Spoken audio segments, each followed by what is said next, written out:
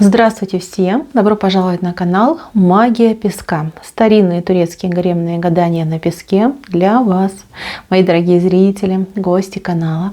Хочу вас поблагодарить за ваши лайки, за ваши хорошие добрые комментарии, за вашу подписку, за ваши донаты. Земной вам поклон, мои милые.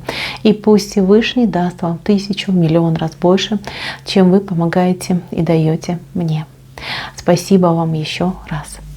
Мои дорогие, давайте сегодня сделаем такую тему. Его сердце на ладони. Посмотрим, что там в его сердце, что он сам о себе расскажет. Если тема интересна, пожалуйста, посмотрите на песочек, загадайте на любимого человека, либо на того, кто вам интересен, представьте его, назовите по имени.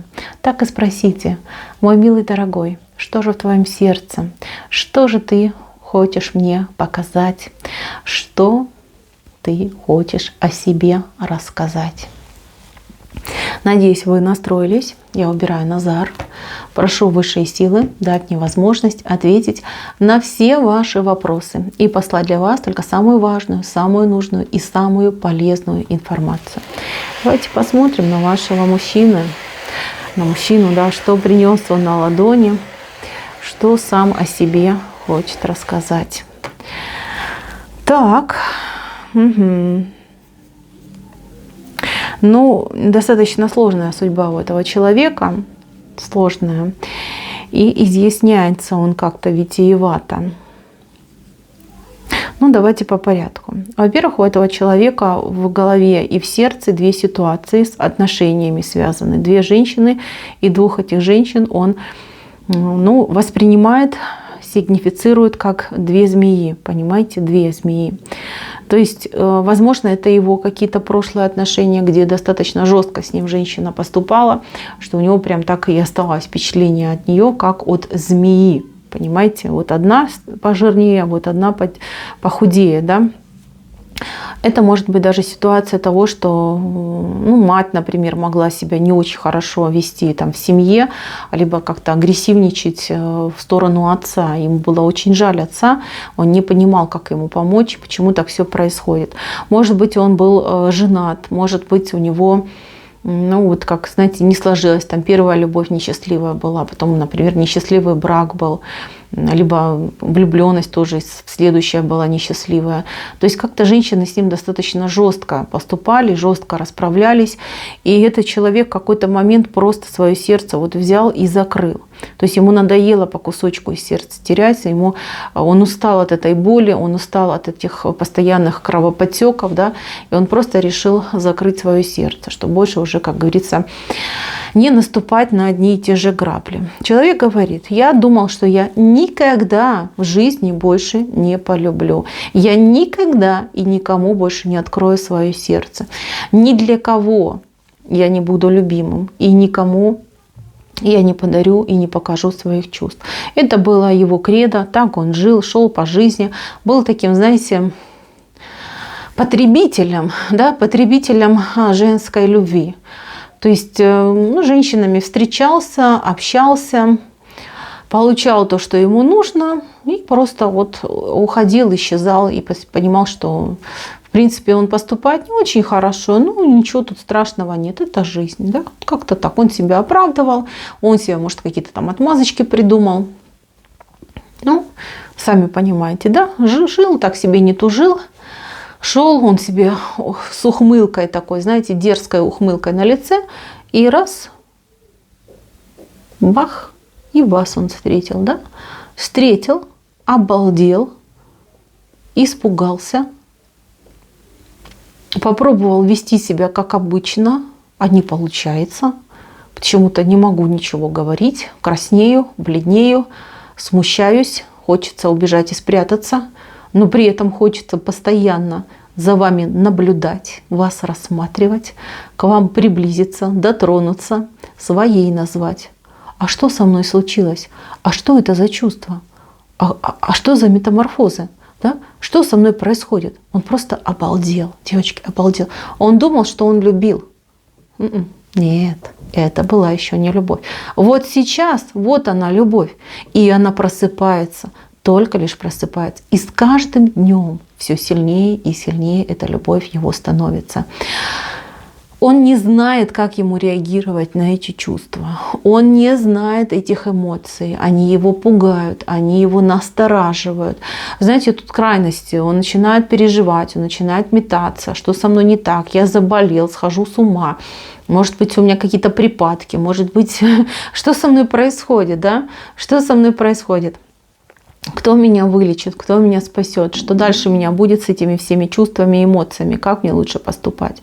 То есть у человека постоянное какое-то двойственное настроение. Он страдает, переживает, и тут же он счастлив и порхает. Да, бабочки в животе заставляют его порхать. Вот что вы с ним сделали. Знаете, ему очень сложно с вами выстраивать отношения, очень сложно с вами общаться, очень сложно вас игнорить. Но у большинства из вас отыграется ситуация, что мужчина вас как-то вот игнорит, либо старается быть закрытым от вас, не показывать всего того, что у него там в сердце, в голове, в душе. Вот прям закрылся, как сундучок, да, и попробуй-ка его открой.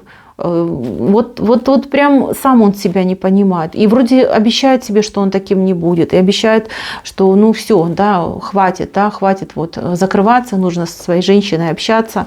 Тем более, вдруг я ее там упущу, потеряю, вдруг она там с каким-то другим человеком пойдет в отношения. Ну и опять же таки ничего с собой поделать не может. Опять у него вот эта паника внутренние переживания. И все. Вот он свое сердце, да, держит на ладони и все время так раз и закрывает. Вот такой человек, непростой человек. Очень терзается. Вы знаете, у кого-то отыграется, что мужчина пытался вам найти, ну не замену скорее, а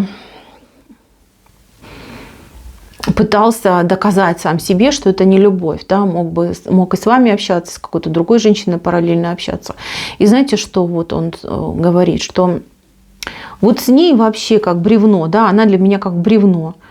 Вы для него это магнит, который так тянет, что у него просто уже, не знаю, там трусы лопаются, да, вот как его тянет к вам. А вот она бревно, с ней вообще ничего не чувствует. Он ее как женщину не видит. Никаких ощущений нет, ничего нет. Никакого желания не просыпается. Смотрите, вот по этому глазу, вот видите, глаз прям в центре, он за вами все время наблюдает и следит.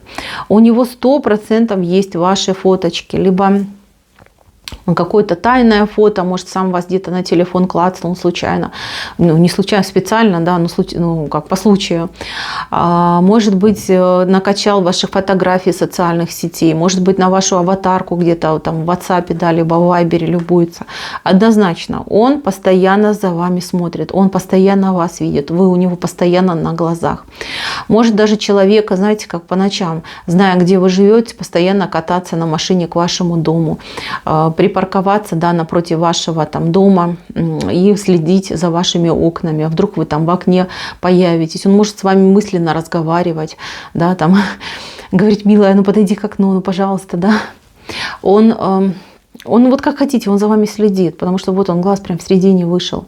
Этот человек, он мечтает о том, чтобы быть с вами в отношениях, чтобы быть с вами близко, общаться, доверительное общение, любовное общение. Ему, знаете, и дружить с вами хочется. Ему хочется раскрыть вам свои какие-то тайны, секреты. Вот душа просит именно не только вот телесного общения, но и душевного, чтобы был... Вы для него не только вот прям женщина для любви, да, для интима, либо для любви, вы еще и как прекрасный друг ему идете. Женщина для сердца, вот что вы для него. Друг хочется сказать, хочется с вами поделиться своими какими-то проблемами, тяжестями, переживаниями, вот что ему хочется. Девочки, этот человек, он еще только в процессе.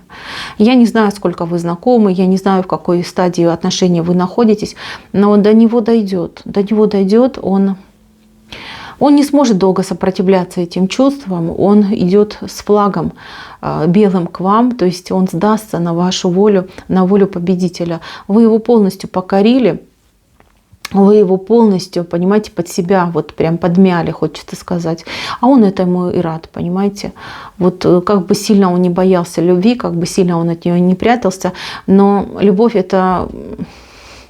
я не знаю, это самый сильный, наверное, мотиватор.